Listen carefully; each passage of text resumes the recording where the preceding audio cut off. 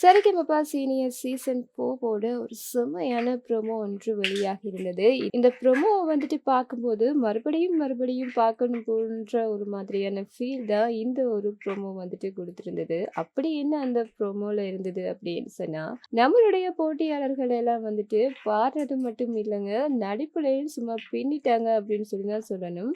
அவ்வளவு ஒரு கியூட்டான நடிப்புல எல்லாரையுமே கட்டி போட்டுருக்கக்கூடிய மாதிரியான ஒரு ப்ரோமோ தான் வந்துட்டு வெளியாகி இருந்தது. இந்த ப்ரோமோல யாரு எப்படியெல்லாம் நடிச்சிருக்கிறாங்க அப்படின்னு சொல்லிட்டு வாங்க பார்க்கலாம்.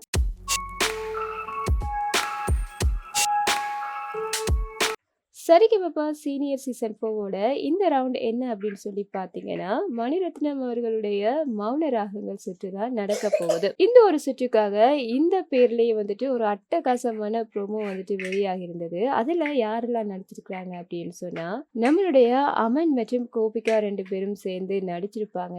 யாருடைய சீன் அப்படின்னு சொன்னா, மௌன ராகங்கள் திரைப்படத்துல இருந்துட்டு ரேவதி மற்றும் கார்த்திக் அவங்களோட சீன் தான். ப்ரூவ் பண்ணி காட்டு அப்படின்னு சொல்லிட்டு கார்த்திக் சொல்லக்கூடிய மாதிரியான ஒரு சீன் ஒண்ணு வரும். அந்த ஒரு சீன தான் அவ்வளவு அழகா நடிச்சிருக்கிறாங்க. அமன் சும்மா வேற லெவல்ல பெர்ஃபார்ம் பண்ணியிருக்கிறாரு. அமன் ஏற்கனவே வந்துட்டு நடிகர் ஆகணும் அப்படின்னு சொல்லிட்டு ட்ரை பண்ணிட்டு இருக்கிறாரு. இந்த ஒரு கதாபாத்திரத்துல சும்மா கச்சிதமா பொருந்திருக்கிறாரு நம்மளுடைய அமன். அவருடைய ஹேர் ஸ்டைலா இருக்கட்டும், நடிப்பா இருக்கட்டும் எல்லாமே சூப்பராவே இருந்தது.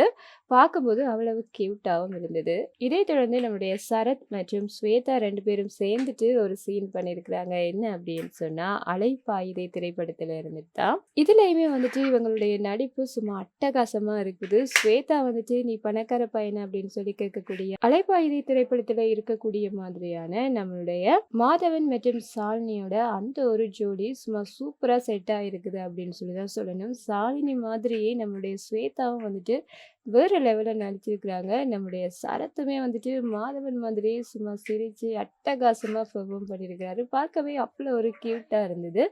இதைத் தொடர்ந்து நம்முடைய இந்திரஜித்தும் நம்மளுடைய அருளினியுமே நடிச்சிருக்கிறாங்க. என்ன அப்படின்னு சொன்னா, மௌனராகம் திரைப்படத்துல இருந்து நம்முடைய ரேவதி மற்றும் மோகன் நடித்திருக்கக்கூடிய ஒரு அற்புதமான சீனை தான் இவங்க பண்ணியிருக்கிறாங்க. என்ன அப்படின்னு சொன்னா, அந்த கைய தொட்டாலே கம்பளி பூச்சி விடுற மாதிரி இருக்குன்னு சொல்றாங்களே அந்த ஒரு சீன்.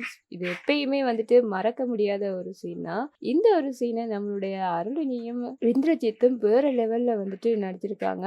அருணியோட எக்ஸ்பிரஷன்லாம் வேற லெவல்ல இருந்திருக்கும் இந்த ஒரு சீன்ல. இதைத் தொடர்ந்து நம்மளுடைய முகேஷ் மற்றும் மேதா 2 பேரும் நடிச்சிருக்கிறாங்க.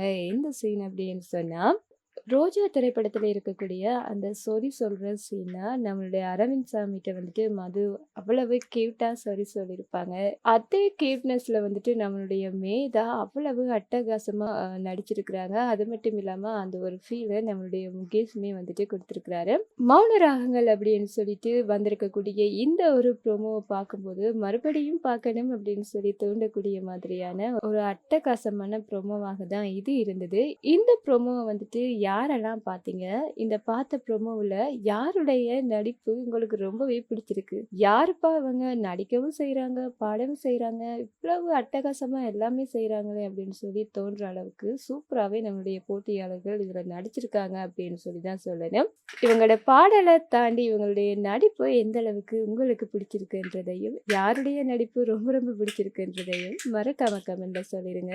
இந்த மாதிரியான விஷயங்கள் எல்லாம் தெரிஞ்சுக்கணும் அப்படின்னு சொன்னா இந்த சேனலோட இணைஞ்சிருங்க. மறக்காம சப்ஸ்கிரைபும் பண்ணிடுங்க.